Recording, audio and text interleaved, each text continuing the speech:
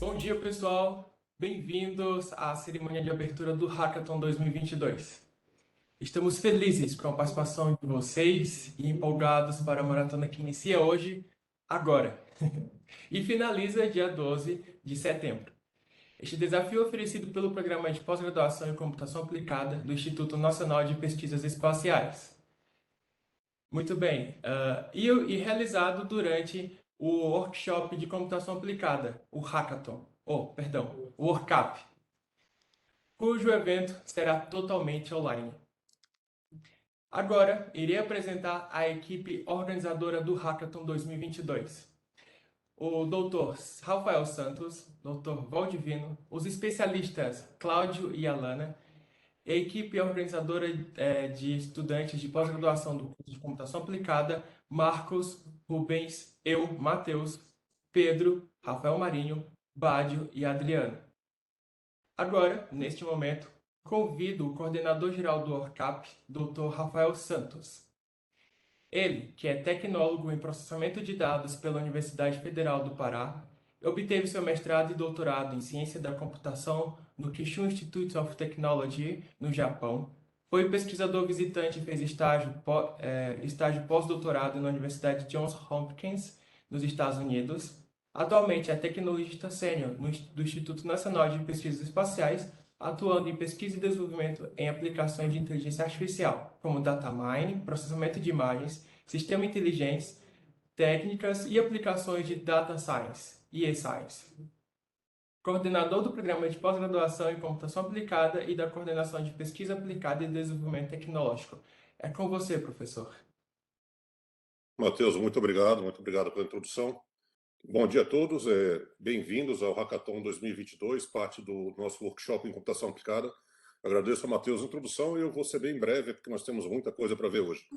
Meu nome é Rafael Santos e eu hoje falo como coordenador do programa de pós-graduação em computação aplicada. Nós estamos no INPE, é sempre bom dar um contexto. O nosso evento ele é parte de um evento maior que a gente promove todo ano, que é um evento da nossa pós-graduação que está dentro do contexto do INPE. E o INPE é um instituto que dá muito orgulho para a gente. A nossa missão é muito simples em palavras e muito complexa em ações. A missão do INPE é desenvolver, operar e utilizar sistemas espaciais para o avanço da ciência, tecnologia e aplicações nas áreas do espaço exterior do ambiente terrestre. E através desse desenvolvimento, dessa pesquisa, a gente oferece produtos e serviços inovadores em benefício do Brasil e também do exterior. Convido vocês a visitar o site do INPE, a URL está aí, e o INPE estava comemorando, nesse ano estão comemorando 61 anos da produção de ciência e tecnologia no Brasil. E parte da produção dessa ciência e tecnologia é justamente as atividades de pós-graduação. Nós temos 7 programas de pós-graduação no INPE, um deles é o de computação aplicada, que é o segundo programa de computação mais antigo do Brasil, fundado em 68, e que hoje oferece mestrado e doutorados acadêmicos. O INPE tem como essa missão de trabalhar na área do espaço, e a computação aplicada. Pessoal, como estiver falando, peço que desligue o microfone, por favor. E na área de computação aplicada, a gente trabalha com 3 grandes trilhas, que são nossos núcleos de pesquisa, que não são exclusivos. Ciência de dados geoespaciais, modelagem matemática e computacional de fenômenos naturais e inteligência artificial aplicada. É importante observar que essas áreas de atuação da gente, elas são computação, mas são computação aplicada, especialmente computação aplicada à área do espaço. Por conta disso, nós temos integração com as pesquisas aplicadas em ciências espaciais e ambientais, que vão meteorologia, sistemas terrestres, sensoriamento remoto, geofísica, astronomia e várias outras que têm algo a ver com o espaço. O nosso programa de pós-graduação está com inscrições abertas até o dia 31 de outubro, nesse link que eu passo para vocês. É necessário se inscrever, se cadastrar, se inscrever, e nós fazemos avaliação para os alunos que querem começar os estudos em 2023. Uma das ações do nosso programa é o WorkCap, que é o nosso evento anual, que é feito desde 2000. Ele evoluiu bastante nos últimos anos. Antes era uma apresentação dos alunos, mas hoje nós temos palestras de pesquisadores, apresentação dos alunos, das pesquisas deles, nós temos mini-cursos e nós temos o Hackathon.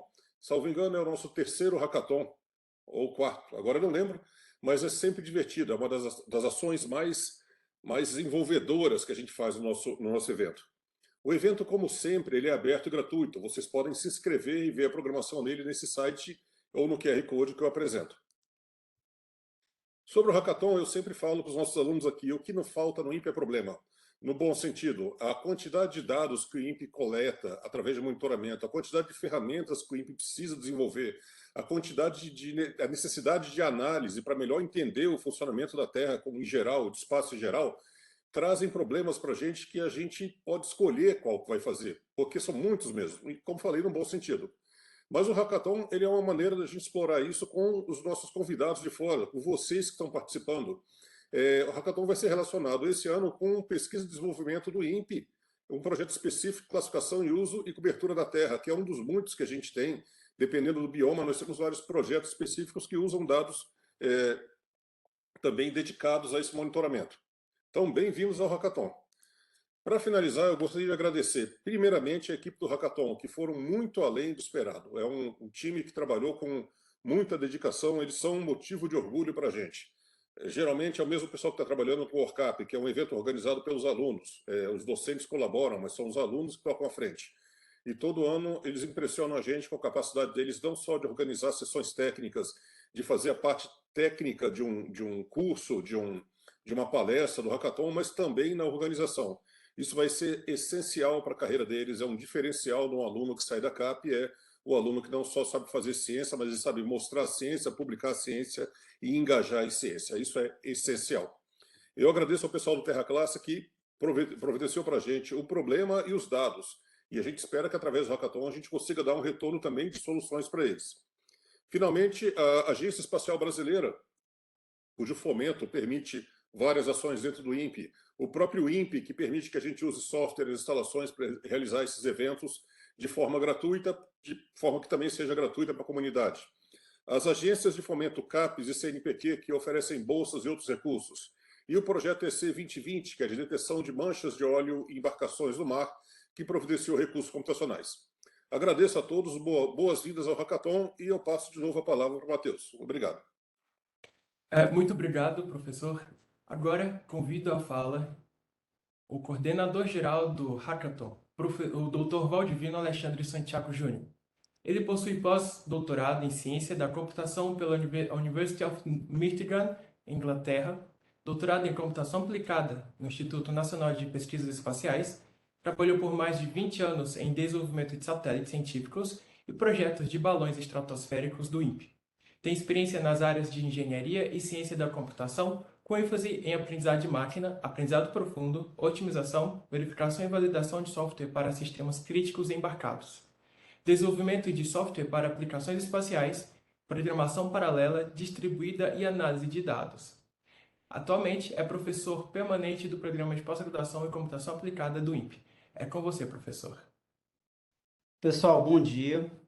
Então, eu sou Valdivino Santiago, eu trabalho aqui com pesquisa e desenvolvimento no INPE, sou docente da CAP e, conforme apresentado pelo Matheus, esse ano eu estou como coordenador do Hackathon.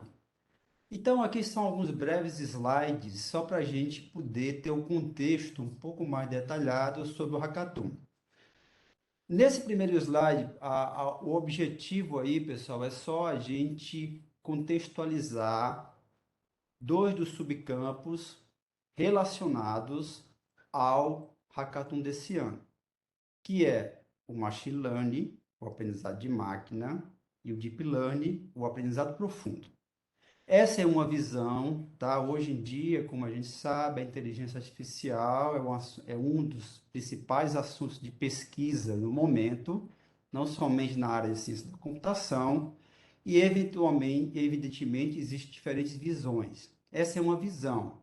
Mas vocês percebem aí que o aprendizado profundo, ele é um subcampo do que a gente chama de representação de aprendizado, que por sua vez é um subcampo do aprendizado de máquina, tá? Então a ideia desse slide é só contextualizar para vocês. Aprendizado profundo, subcampo da representação de aprendizado, que é um subcampo do aprendizado de máquina. Para deixar claro que a inteligência artificial, ela não se resume somente ao aprendizado profundo, dado a popularidade do tema no momento. Evidentemente, pessoal, que a comunidade de sensoramento remoto há muito tempo se interessa por reconhecimento de padrões, Isso é muito importante para que a gente possa saber como é que está a cobertura do solo de determinada região, como é que esse solo está sendo usado. Isso é muito importante para que justamente os governos possam decidir políticas públicas baseadas nessas informações. Há muito tempo, então, que a comunidade está preocupada com isso e vem utilizado o machine learning clássico, né? Tem algoritmos, técnicas muito conhecidas como suporte vector machines, florestas aleatórias, árvores de decisão, que o pessoal já usa. Mas, evidentemente, que com o sucesso do aprendizado profundo, existe um interesse muito grande com o uso de técnicas de algoritmos de aprendizado profundo para resolver problemas relacionados a tarefas da visão computacional. Classificação contextual, classificação baseada em pixels, segmentação semântica e etc. Aí à direita vocês veem aí uma nuvem de palavras de uma pesquisa recente relacionada a aprendizado profundo. Então a gente percebe que palavras como classificação, né, ali redes neurais convolucionais, que vão ser as sugestões de técnicas para vocês utilizarem, embora não são as únicas, aparecem como destaque nessa nuvem de palavras. Isso é muito importante para o nosso instituto. Como a gente sabe, vocês devem saber, o INPE ele tem um papel muito importante em emitir informações, estimativas de desmatamento e queimadas, focos de queimadas no nosso país. Então, esse tipo de atividade que vocês vão fazer aqui no Hackathon é muito importante porque isso pode ajudar, quem sabe, no futuro, algum desses trabalhos evoluindo, né? Se vocês vierem trabalhar conosco aqui, fazer um mestrado, um doutorado, ou mesmo por meio de cooperações, quem sabe ajudar os nossos programas que emitem informações de desmatamento e queimadas. Então, isso é uma coisa que é bastante relevante, que nós temos muito interesse. Tá? Então, o objetivo do Hackathon 2022 é incentivar a participação da comunidade acadêmica e industrial do setor aeroespacial, em particular da área de observação da Terra, apoiada por sensoramento remoto, e promover o uso de técnicas de machine learning e deep learning. Então, a gente percebe aí, moçada, que a gente tem 3 campos relacionados a esse hackathon. O primeiro, ele é sensoramento remoto, né? Processamento de imagem de satélite. O outro é o machine learning, que engloba o deep learning ou o deep learning especificamente. Então, como eu acabei de falar, vocês, como equipes, podem resolver o problema com a técnica de machine learning ou deep learning que vocês queiram.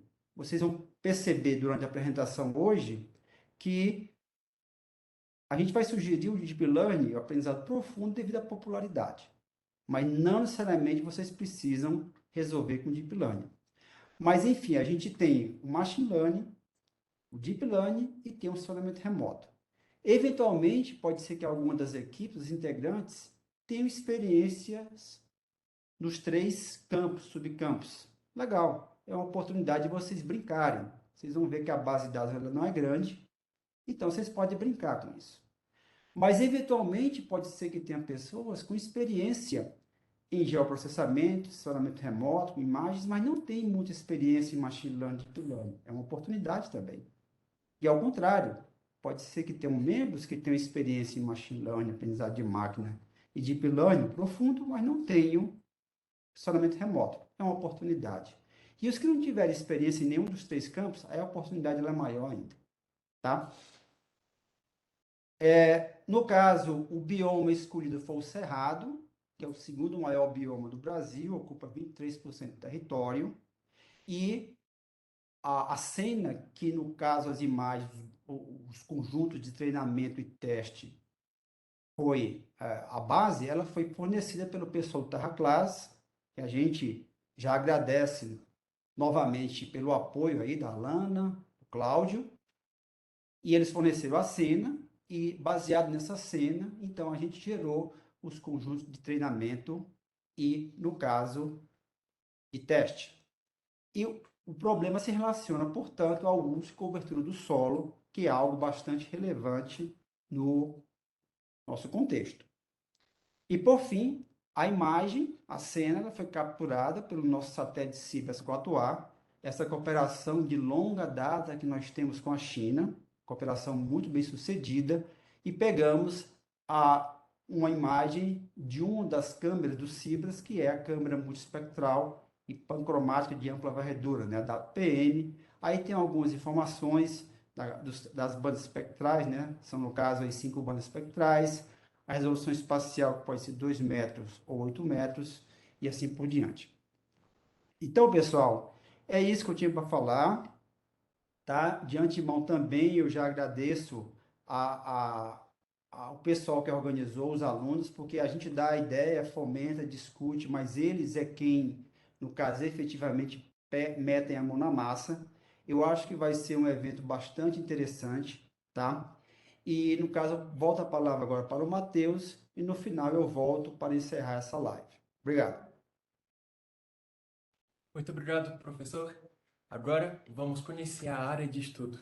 E para isso, eu convido neste momento Marcos Rodrigues, para falar sobre a área de estudo. É com você, Marcos. Pessoal, bom dia. Eu me chamo Marcos Lima Rodrigues, sou doutorando do Programa de Computação Aplicada do INPE e vou conversar com vocês um pouco sobre a área de estudo escolhida para esse desafio. A nossa área de estudo ela está localizada na região oeste da Bahia, numa área de transição entre o bioma Cerrado e Caatinga, dentro da área conhecida como Matopiba. Matopiba são as iniciais, né, dos estados Maranhão, Tocantins, Piauí e Bahia. Essa área é tida como a nova fronteira agrícola, né, do país, responsável pela maior parte de grãos atualmente. Ela é uma área de grande interesse econômico, mas também de interesse na preservação do bioma cerrado.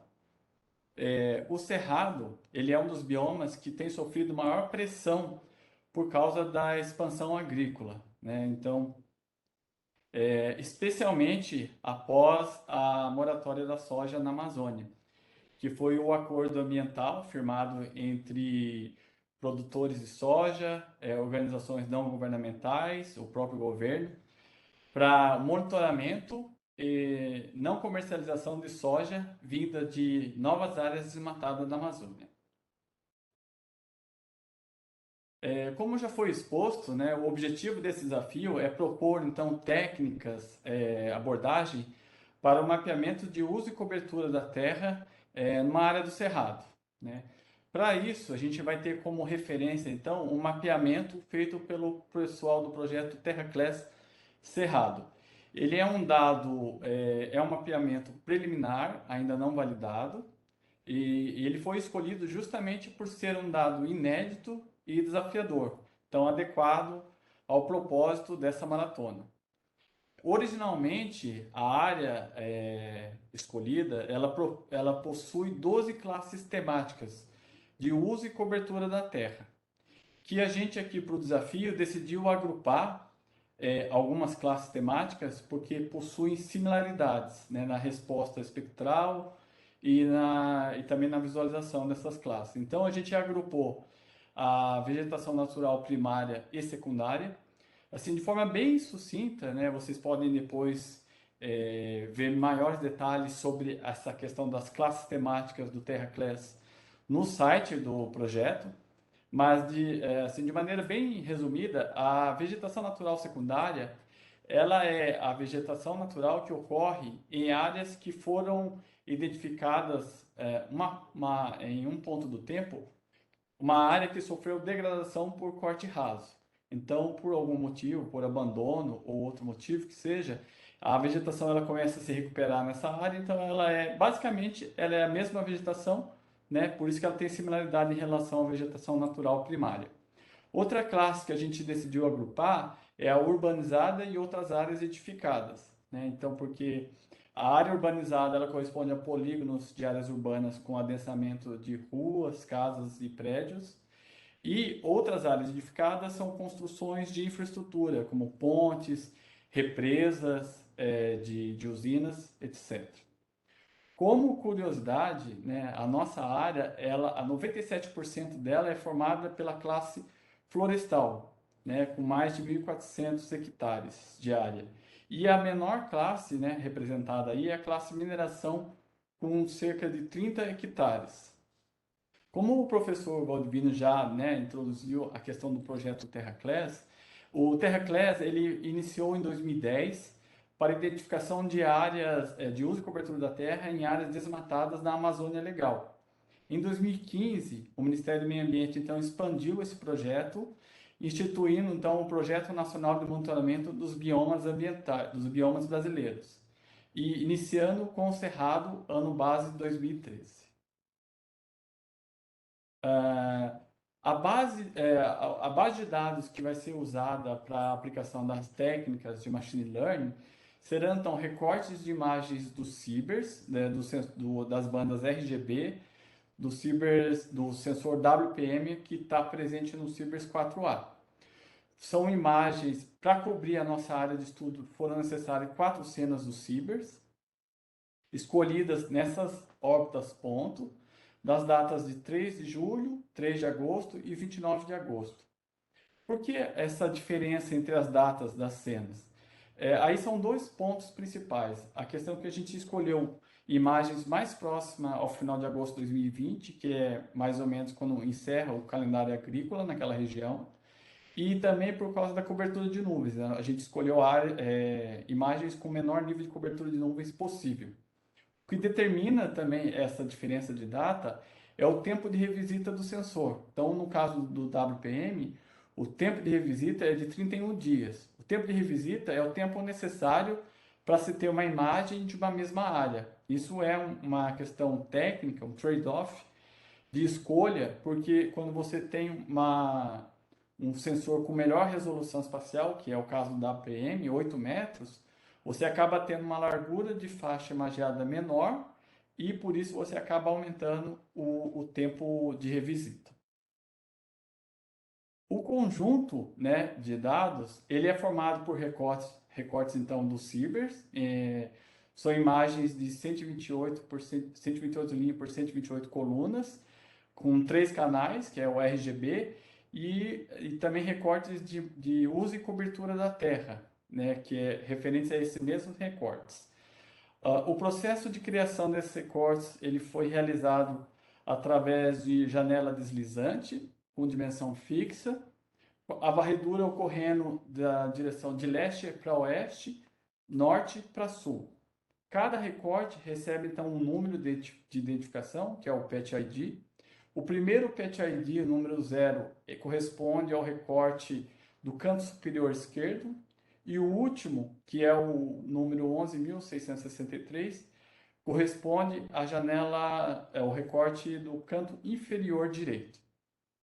As janelas de recorte elas têm dimensão fixa, 128 por 128 linhas e colunas. Por isso, as imagens de borda, né, à direita e ao sul, elas possuem uma faixa de dado nulo, que é para poder preservar a dimensão das janelas de recorte. O professor também já citou um pouco, falou um pouco em relação ao Cibers, mas o Cibers ele é um acordo de cooperação técnico-científica entre Brasil e China, que se iniciou em 1988, né, que é um acordo para a produção de satélites de observação da Terra, e já produziu 6 satélites, né, ao longo desse período, e trazendo então protagonismo, né, e desenvolvimento tecnológico para ambos os países.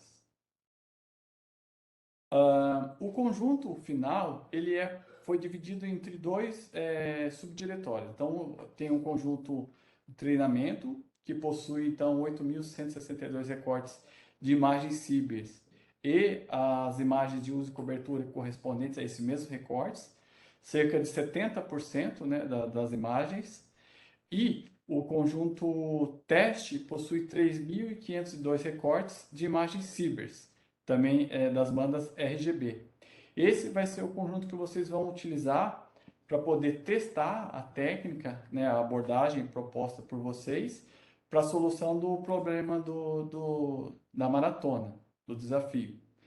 Eu queria chamar a atenção de vocês para uma questão que o TerraClass, o mapeamento feito pelo TerraClass, ele usa como base imagens de média resolução de 10 a 30 metros, na escala de 1 para 50 mil, de mais alta resolução. Elas não são diretamente comparáveis, né? A gente pode ver aqui, elas não são diretamente comparáveis a imagens de mais alta resolução.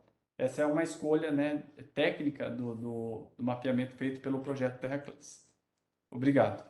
Bom, antes de mais nada, eu gostaria de agradecer a presença de todos. Meu nome é Rafael Marinho, eu sou aluno de doutorado do Programa de Computação Aplicada daqui do INPE e agradeço a presença de todos, o pessoal que está organizando aqui junto comigo.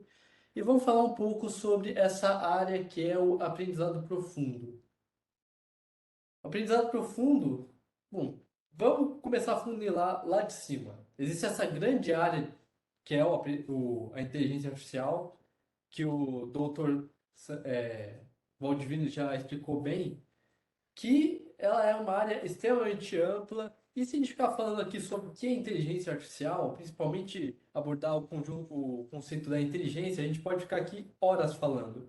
Mas fato é que nós, seres inteligentes, temos a capacidade natural de aprender e nos adaptar. Então, dentro dessa área de inteligência artificial, tem a área de aprendizagem de máquina, que parte dessa premissa de que as máquinas elas podem ser capazes de aprender uma vez que for estabelecida e executada uma estrutura para armazenamento e atuação desse conhecimento. E dentro da área de aprendizagem de máquina, aí tem uma série de técnicas e paradigmas que permitem, por exemplo, fazer coisas que nós, seres humanos, fazemos, como classificação, regressão, que é a previsão de coisas, e também a transformação de dados. Dentro da área de aprendizagem de máquina, tem uma área conhecida como neurocomputação, que ela visa fazer a reprodução matemática de um sistema neural, tal como o nosso sistema neural, que é o cérebro, os nervos e tudo mais, a partir da organização de uma série de neurônios artificiais, que são denominados perceptrons, em camadas de processamento. Então a gente pega esses neurônios artificiais, separa em um monte de camadas de processamento e é denominado, aceito isso na literatura, que se tiver pelo menos duas camadas ocultas entre a entrada e a saída do processamento, é denominado uma rede neural profunda. Então essa área que nós chamamos de aprendizado profundo é essa área que está dentro do aprendizado de máquina, que é uma área da inteligência artificial, que é caracterizada pelo estudo e prática de aplicações que fazem uso de redes neurais profundas. E como eu imagino que esse é um campo bem novo para muitos de vocês, existe aqui para ajudar essa aplicação uma disposição gráfica do que seria uma rede neural.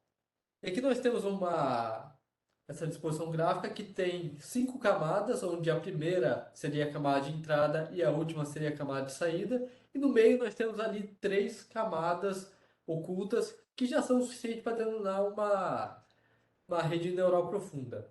Cada um desses círculos, desses nós, é um perceptron, ou seja, um neurônio artificial que são unidades de processamento. Cada uma desses perceptrons recebe um dado, aplica uma função matemática e passa esse dado para frente. Então nós podemos perceber que temos essas 5 camadas de perceptrons que estão sendo ligadas às camadas posteriores, que é justamente a parte de processamento que vai sendo refinado ao longo de todo esse processo, desde a entrada, onde nós temos ali 5 dados de entrada, e a saída, neste exemplo, que vai dar 2 dados de saída.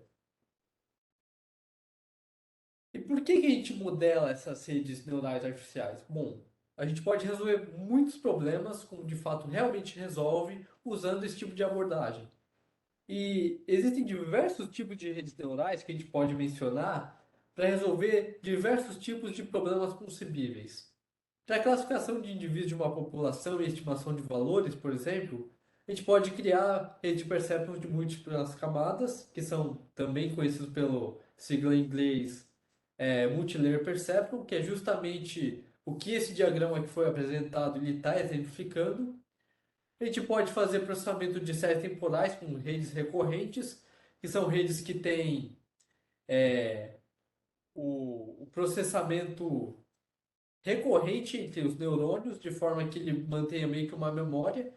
Inclusive que um tipo bem particular e muito útil de redes neurais recorrentes são as redes de memória de curto e longo prazo, bem conhecidas pela sigla LSTM, e também podem ser gerados dados com as redes adversárias generativas, que são conhecidas como as redes GANs. Se vocês já viram, por exemplo, aplicações de inteligência artificial que gera, por exemplo, uma obra de arte assim do nada, é certamente uma rede GAN que está ali atrás.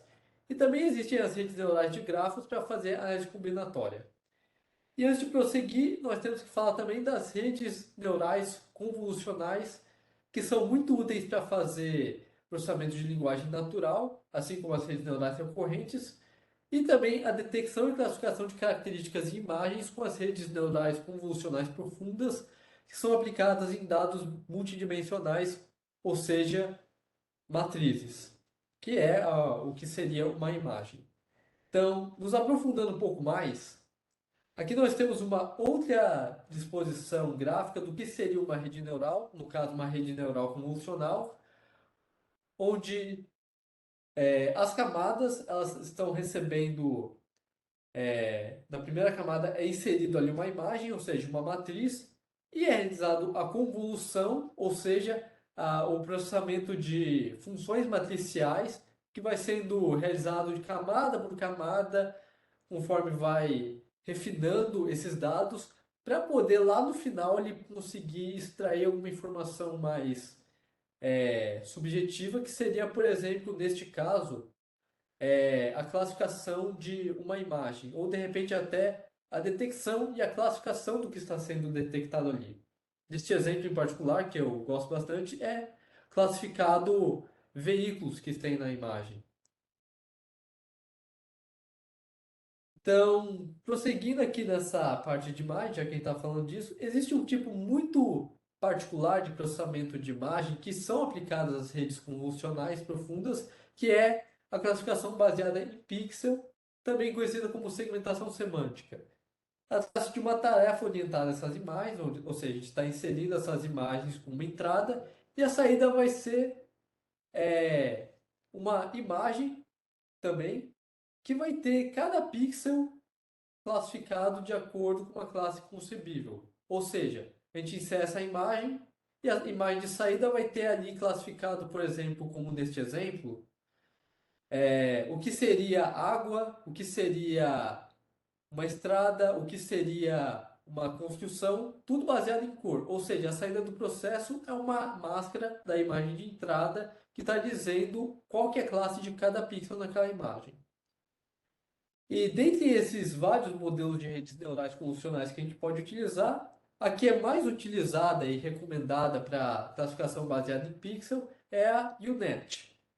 Ela tem esse nome porque metade dela é caracterizada por um codificador e a outra metade por um decodificador, de forma que o diagrama que foi realizado quando foi concebida essa metodologia seja em formato de U. Então, essa rede neural ela recebe a imagem e ela passa metade do processamento dela codificando o que seria os dados que estão sendo ali processados e a outra metade meio que desfazendo esse processo gerando a máscara. E uma coisa muito interessante sobre essa rede neural em específico é que ela foi concebida para propósitos médicos, principalmente para fazer diagnóstico por imagem.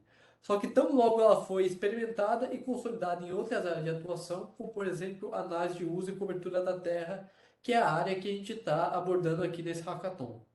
E para não deixar vocês apenas com uma recomendação de abordagem com redes neurais convolucionais, existe também uma que, digamos assim, uma abordagem que anda rivalizando bastante com a U-Net, que é a Deep Lab, em especial a Deep Lab V3 Plus, que ela pega essa abordagem de codificação e decodificação da U-Net, só que fazendo um uso de uma codificação aplicando um tipo de convolução bem específico, que é a convolução atroz. E a decodificação ela é realizada de forma um pouco mais simples, que gera ali no final uma segmentação com limites de classes bem refinados. Então, tudo bem. Nós temos aqui essas abordagens que vocês podem aplicar, mas talvez alguns de vocês estejam se perguntando: como é que eu pego essa rede neural e faço com que ela entenda o que ela tem que perceber, o que que ela tem que detectar, o que que ela tem que classificar? Para isso, é realizado, claro, o processo de treinamento dessa rede neural. Porque da mesma forma que nós passamos por um processo de aprendizado para realizar nossas tarefas, e para isso nós podemos, por via de regra, estudar uma ementa de um curso, a gente pode passar a rede neural por este mesmo processo. Então a gente pega um conjunto de dados, que é o que a rede neural ela vai ter que aprender, segmenta em um pedaço para ele fazer o treinamento, um pedaço para validar esse treinamento, e também é possível, é até recomendado que a gente pegue uma parte desse conjunto de dados e separe para fazer um teste para ver se teve esse treinamento. É muito importante que o conjunto de dados ele tenha dados que representem o máximo possível os cenários aos quais a rede neural ela vai ser submetida, sem deixar de ser generalista. Porque assim como o aprendizado convencional que nós somos submetidos na escola, a rede neural ela pode ser vista como uma aluna. Ou seja, o conjunto de dados ele é como a ementa de um curso e o processo, os dados que a gente passa em treinamento, é como se a gente estivesse separando algumas imagens para fazer uma leitura e exercícios para ver se a gente está aprendendo, para ela desenvolver esse aprendizado. E o dado de validação é como se ela fosse uma prova. Daí a gente tem que prestar muita atenção no desempenho que a rede está desempenhando desse processo de treinamento para ver se ela aprendeu. O ideal é que a rede ela não seja nem muito especializada e também não seja tão ingênua a ponto de simplesmente chutar os resultados e acertar baseado nesses chutes. Então ela tem que aprender, digamos assim, o perfil do que ela tem que aprender. Se ela não aprender, vai ser um caso denominado underfitting. Seja porque a rede ela não estudou o suficiente, por assim dizer, ou porque o que ela estudou não é o que caiu na prova. Então a gente tem que prestar bastante atenção nesse equilíbrio dos dados. Daí vamos supor também que a rede ela passou muito bem pelo processo de validação, ou seja, a prova gabaritou e de repente ela não funciona muito bem no cenário real. E é por isso que a gente precisa dos dados de teste, porque se ela foi muito bem no treinamento e não foi bem no cenário real, aconteceu um caso de overfit, ou seja, é a mesma coisa que se a rede neural tivesse decorado todas as respostas, feito a prova, gabaritado, mas ela não de fato aprendeu o conteúdo. Ela decorou a resposta da prova. Então é muito importante que depois desse treinamento a gente submeta os dados reais e veja se de fato a rede neural aprendeu. E depois desse treinamento a gente pode avaliar, como de fato a gente vai avaliar as redes neurais, a partir de alguns preceitos que são indicativos do desempenho dessa rede em cenários reais. Então, existe uma série de indicativos que a gente pode usar, dos quais a gente pode destacar acurácia, precisão, recorrência, especificidade e também uma média sintética conhecida como pontuação F1, que todas elas se baseiam num preceito conhecido como verdadeiro positivo, falso positivo, verdadeiro negativo e falso negativo. Os verdadeiros são os acertos e os falsos são os erros. Então, em uma visão um pouco mais binária, meio simplista, a gente pode considerar uma tabela verdade, onde a gente vai marcando os acertos como verdadeiros positivos e falsos e verdadeiros negativos, e os erros como falso positivo e falso negativo. A gente também pode fazer essa mesma abordagem com classes para ver, por exemplo, inclusive se tem uma pertinência entre as classes para ver se ela está se confundindo mais uma classe com a outra ou não.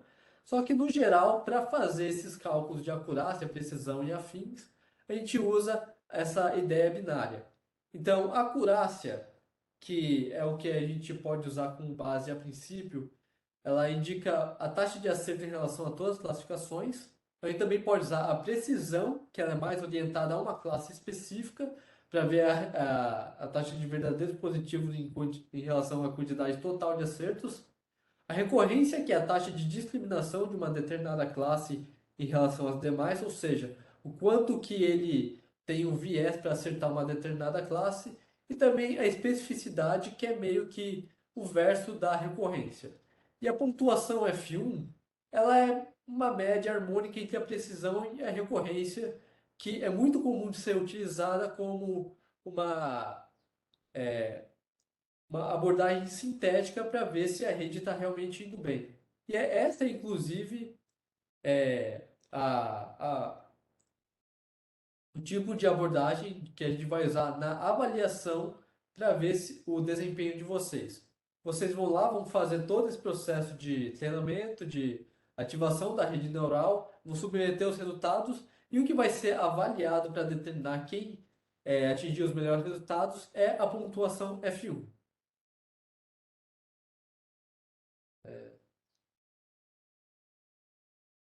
Bem, eu encerro a minha palavra aqui. Mais uma vez eu agradeço a atenção de vocês e retorno a palavra para o Matheus Miranda, que está aqui ao meu lado.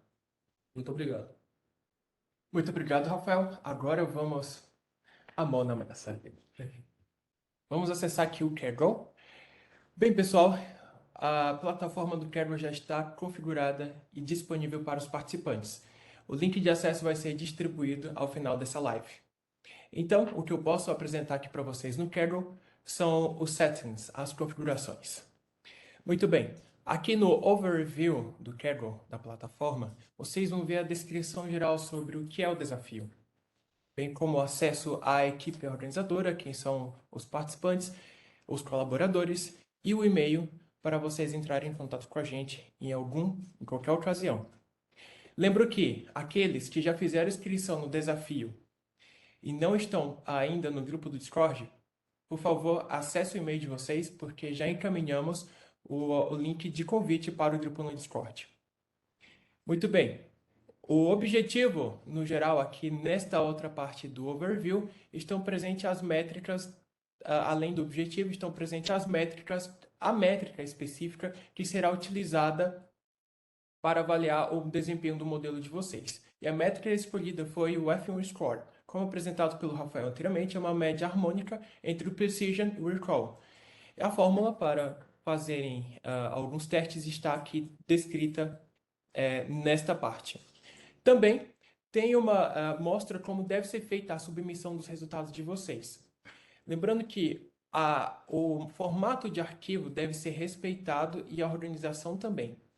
Para que vocês sigam essa mesma formatação, nós elaboramos um material de apoio.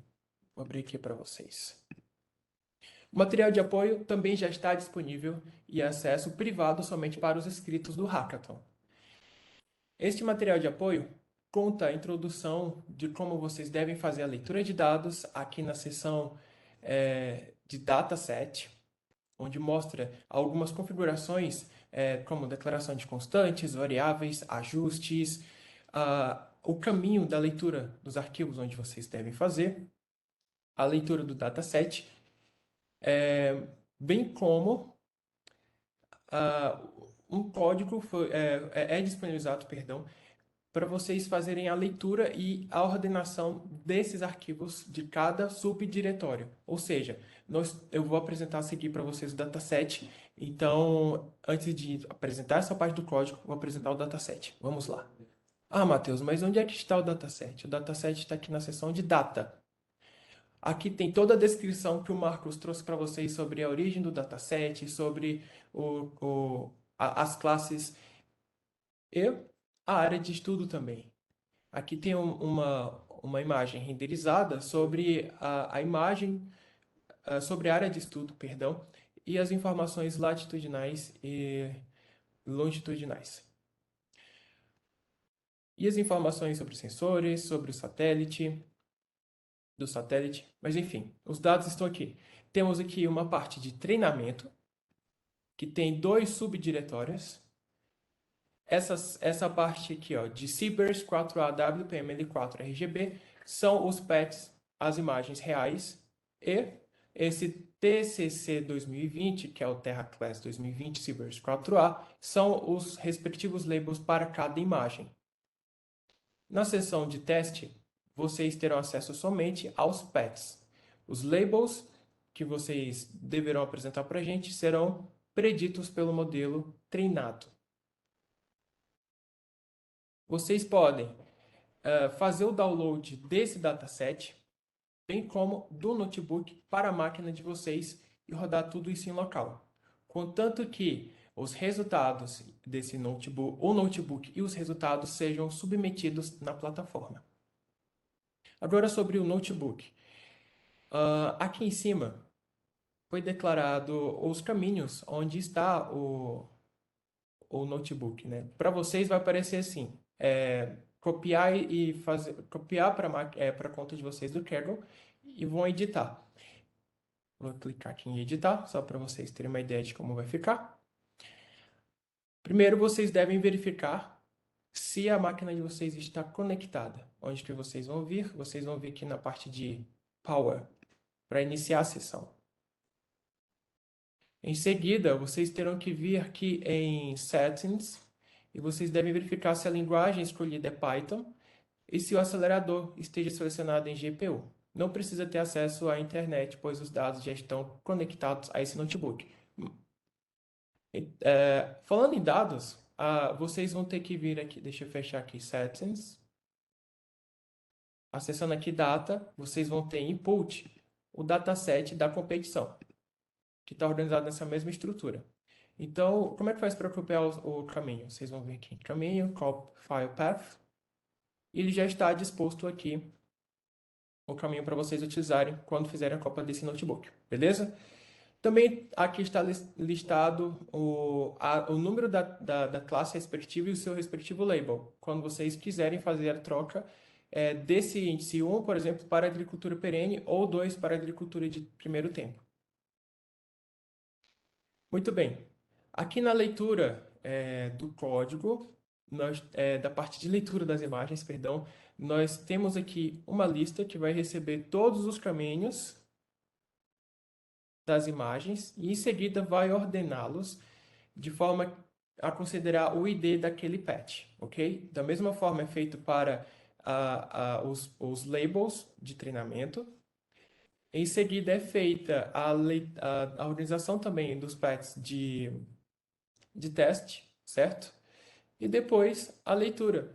E para fazer a leitura, foi feita uma função chamada readImage, que usa o scikit-image, e vocês podem selecionar tanto a parte de máscara ou a não máscara. Como nesse trecho do código estamos fazendo a leitura dos labels, então colocamos mask true.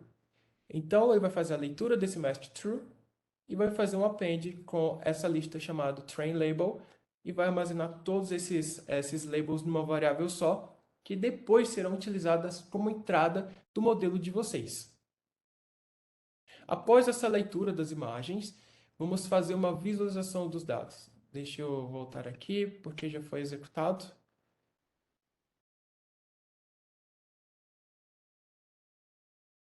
Tá, aqui é uma visualização dos dados.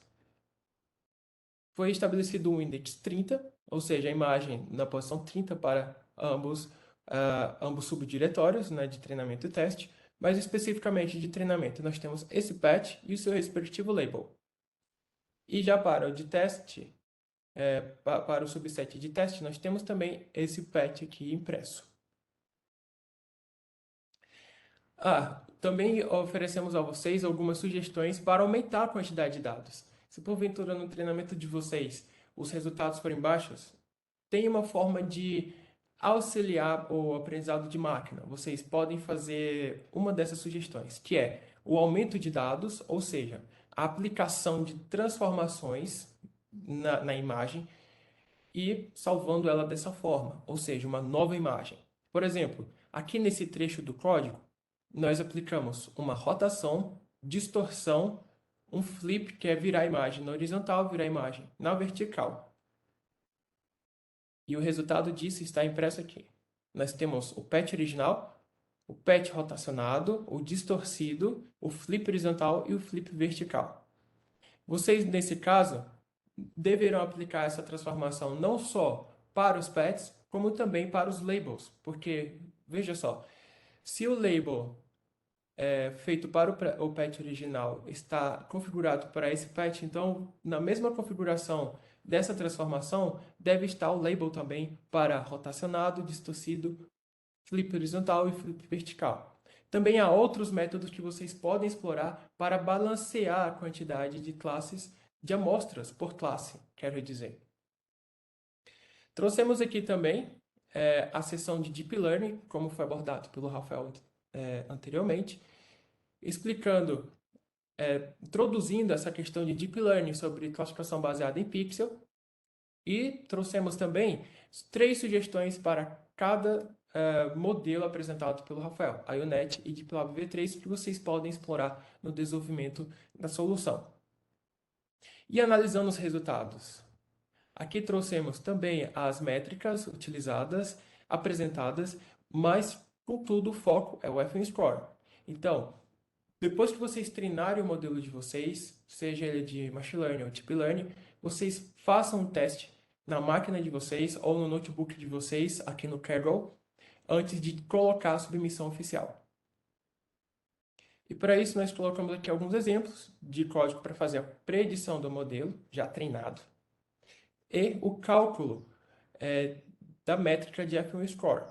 É muito importante que vocês transformem essas matrizes em um único vetor, utilizando esse método aqui, ó, list, aí a variável que está com as imagens reais, e aplique um flatten, ou seja, ele coloca isso numa lista só, num vetorzão só, e da mesma forma apliquem isso para a predição realizada.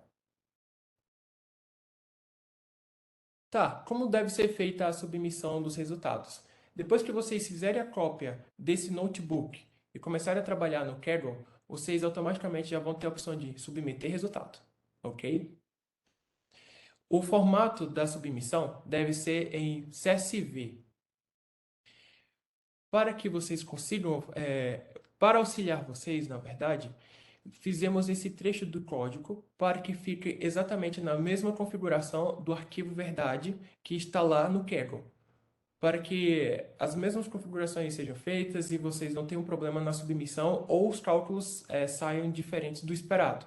Então é muito importante que vocês sigam as recomendações dos códigos de leitura das imagens e desse do cálculo da métrica para o modelo de vocês já treinado, certo? Agora, voltando aqui para o Kaggle, na plataforma, nós temos essa parte de code. Vocês podem acessar aqui o notebook, que eu já apresentei aqui para vocês. E aqui estão as regras. Primeiro, só pode ter uma conta por participante, no caso de participação individual, ou uma conta por equipe, certo? O limite de submissões diárias é de 20. Portanto, não deixem para submeter o resultado final de vocês no prazo final, que é dia 12, na próxima segunda-feira. O tempo de competição deve ser respeitado. Começa hoje. Então, se você ainda não tem equipe, se você ainda está querendo entrar, se inscreve, que vocês podem se inscrever até dia 11, que ainda não está inscrito no desafio. Agora, aqueles que entraram e não tem grupo, entrem em contato com a gente no Discord e a gente já vai conseguir auxiliar vocês a entrar em alguma equipe, ok? O prazo de submissão dos resultados é até dia 12 de setembro, às 23h59, horário de Brasília. Aos participantes internacionais, algumas exceções podem ser abertas. Então, sempre deixe a gente por dentro do que vocês estão fazendo ou da dificuldade de vocês para que a gente possa auxiliá-los, certo? E mais uma coisa, não façam cópia dos resultados dos outros. Sejam originais, estejam abertos a esse desafio e explorem o máximo que vocês conseguirem. E sempre que precisar de ajuda, entre em contato com a gente. Reforço novamente. O método, vocês estão abertos a escolher qualquer método de classificação Deep Learning ou Machine Learning, certo? Nos modelos apresentados ou outros. A linguagem de programação, que seja preferencialmente Python, é uma linguagem que todos aqui no laboratório conseguem utilizar, quer dizer, conseguem não, é uma linguagem de programação que todos aqui no laboratório usam e que a gente consegue auxiliar vocês. E acima de tudo, pessoal, se divirtam. É um momento de aprendizado, é um momento de troca de conhecimento entre vocês. Se você está sem equipe e quer participar de uma equipe de pessoas de outras regiões, você pode participar. Estejam abertos e receptivos. Também estamos abertos a vocês, empolgados para que esse evento, esse desafio seja muito legal. Assim como a gente está se divertindo fazendo isso, esperamos que vocês também se divirtam. Agora eu passo a palavra para o Rubens, que vai falar sobre a plataforma do Discord. É com você, Rubens. Obrigado, Matheus. Então, me apresentando, eu sou aluno de doutorado na CAP. Eu vou falar brevemente, então, sobre a estrutura do servidor do Hackathon. Nós planejamos esse servidor de forma a ter uma competição mais justa possível. Existem diversos grupos, existem diversos canais onde cada grupo pode gerar um canal novo. Cada canal é privativo, apenas os membros do grupo e a equipe da comissão aqui, que está organizando o Hackathon, vão ter acesso às mensagens. Então, vocês podem discutir livremente as estratégias que serão utilizadas. Além disso, nós temos alguns outros canais, como o canal de Em Busca de Grupo, onde vocês vão poder divulgar um pouco sobre o trabalho de vocês, falar um pouco sobre si e formar novos grupos. Basta dizer o nome do grupo que nós criaremos, então, a partir disso, um canal privativo para esse novo grupo. Nós também temos um canal de dúvidas, onde nós separamos alguns membros da nossa comissão para responder dúvidas. Eles vão aparecer com o nome em vermelho ou verde e estarão disponíveis no horário das 2 às 5 para tirar dúvidas. Para além disso, nós também desenvolvemos um bot para auxiliá-los em algumas funções básicas. Então, um comando básico que lista todos os comandos é !ajuda. Ele vai listar tudo. Tem outro comando também importante, que é !listar, que ele vai listar todos os grupos e o número de participantes de cada um dos grupos. Por fim, um último comando é !links, que vai informar os principais links do evento, da competição do Kaggle e do canal do YouTube da CAP, que está sendo feita essa transmissão também. Então, basicamente é isso. Eu convido vocês a discutirem, conversarem com pessoas de diferentes áreas, aproveitem e é isso, uma boa competição. Eu vou passar agora a palavra para o Matheus, então, novamente. Muito obrigado, Rubens. Agora, pessoal, estamos abertos para as dúvidas de vocês. Ao pessoal que está no YouTube, por favor, escrevam no chat. Aos participantes que estão no Discord, vocês também podem colocar suas dúvidas lá que estamos lendo neste momento. E o pessoal que está aqui no Webex também podem colocar suas dúvidas que estaremos lendo. Sim, deixa eu ver aqui, temos uma pergunta aqui no Webex do Cauã. Sim, este evento está sendo gravado e será disponibilizado no canal da CAP, que é PGCAP, lá no YouTube. Então, aqueles que estão inscritos e não puderam assistir essa transmissão em tempo real, poderão assistir depois aqui no YouTube. Tem alguma pergunta no Discord, pessoal? Aqui no geral tem gente já falando que precisa estar em grupo, então, pessoal, vamos nos interagir, falar um com os outros. Tem no YouTube? No YouTube da família Boxing. O link do Discord expirou, teria como enviar novamente? Sim, ok.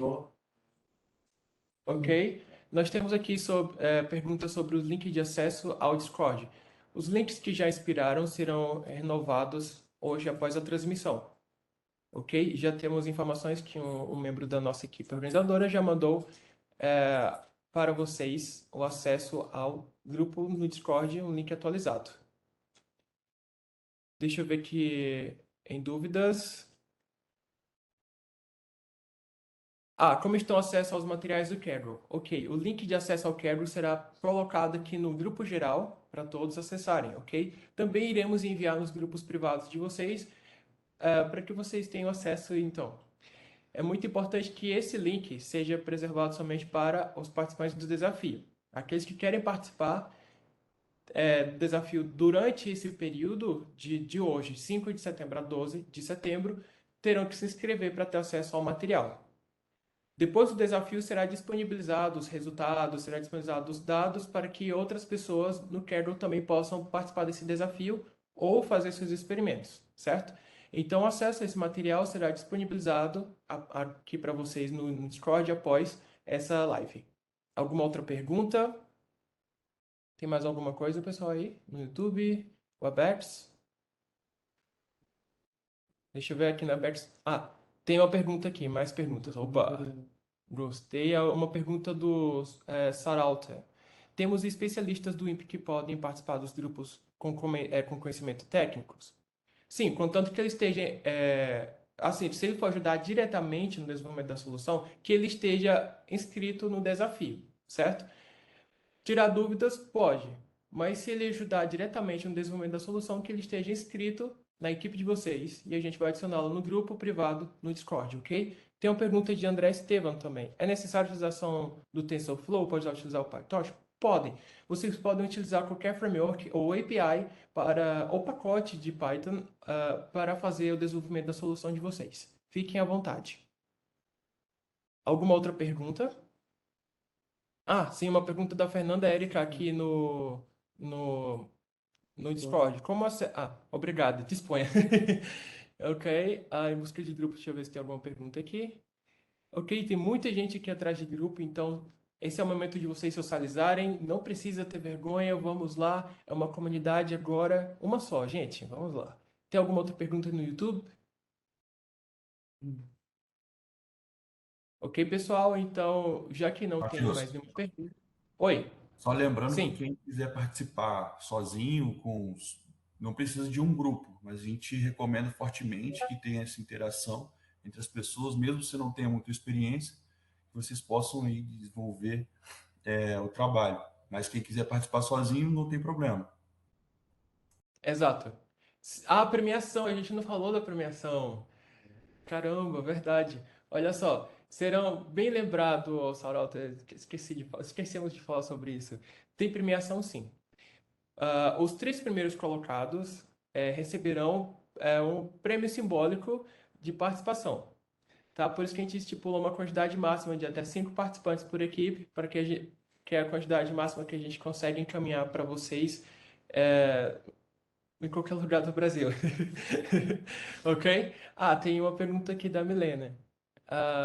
Não tenho muita experiência, isso acaba interferindo? Sou estudante, pouco conhecimento ainda em Python. Milena, não existe problema nenhum. A ideia de trabalhar em equipe é que seja interdisciplinar o máximo possível. E que você consiga ajudar no máximo possível e esteja aberta também a aprender. Esteja aberta a esse desafio, certo? E é um momento de aprender, né? Quando nesse exato momento, é muito importante que você esteja aberta nesse desafio para que você consiga aprender. Essa é uma etapa que você, mesmo não sabendo, você se põe ali e consegue desenvolver mais habilidades e mais conhecimentos na área de processamento de imagem, especificamente aqui. E Python também. E ainda mais conhecendo outras pessoas, você consegue aprender com essas pessoas também. Então é uma troca simultânea, é uma simbiose que ocorre entre vocês. Essa troca de conhecimento. Então é isso que a gente quer. Esse é o principal objetivo. Além de vocês entenderem o problema, trazer uma solução a vocês aprenderem também. Esse é o principal objetivo desse desafio. Tem uma outra pergunta aqui. Não, aqui é uma. Ok, tem mais alguma outra pergunta? Vocês podem abrir o áudio também e falar agora, não precisa também só digitar. Certo, então, mais 3 segundos. Matheus, Sim? tá me vendo? Sim. Sim, sim, estou É, ouvindo. eu sou o Saurata e podem me chamar de Sam.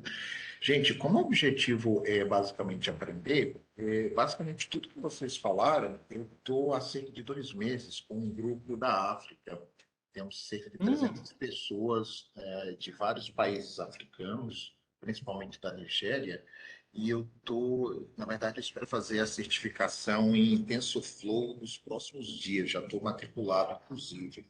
Aí, se quiserem, inclusive, participar desses grupos ou que eu possa dar algum treinamento de redes convolucionais usando o TensorFlow, LSTM, eu ficaria muito feliz em participar, independente de estar em qualquer grupo em separado, porque, na verdade, eu já estou fazendo isso para o pessoal da África. Eu tenho os vídeos no YouTube, mas estão todos em inglês. Se quiserem, eu ficaria muito feliz em cooperar também com os amigos brasileiros.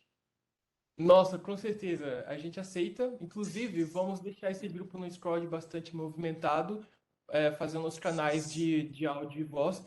E aceitamos com certeza a sua oficina sobre o TensorFlow ou inteligência artificial. Muito obrigado, agradecemos. Ok, E será muito bem-vindo. E bem-vindos também, pessoal da África. É uma alegria recebê-los aqui no campeonato. ok. Vamos entrar em contato com você, ok, Sal? Ok, Sobre só um detalhe, eu sou brasileiro, tá? Mas é que a equipe se formou basicamente só tem mais gente da África, tem gente dos Estados Unidos, da Europa, mas principalmente o grupo tá preenchido com o pessoal da África. Eu estou em Fortaleza. Ok. Bem-vindo, pessoal de Fortaleza também. Ok, muito obrigado. Já tem gente dizendo que quer aqui. Também estamos muito ansiosos e animados com isso, Milena. Então é isso, pessoal. Alguma colocação, alguma dúvida? Fiquem à vontade. Ok, então, agora convido o coordenador geral do Hackathon, Dr. Valdivino. É com você, professor. Então, pessoal, mais uma vez a gente quer incentivar a participação nesse hackathon.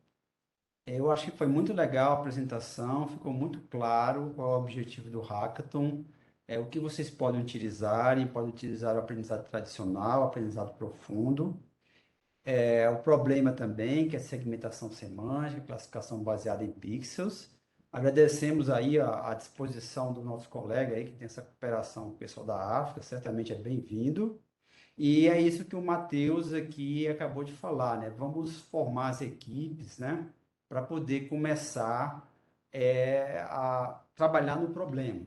Eu acho isso importante vocês chegarem e tentarem, na medida do possível, formar as equipes, né, de uma maneira mais rápida, né? Conforme apresentado aqui, o Rubens apresentou também a questão do Discord, né? Hoje à tarde já vai ter, não é isso? Todo dia à tarde, então vocês já podem interagir com isso aí.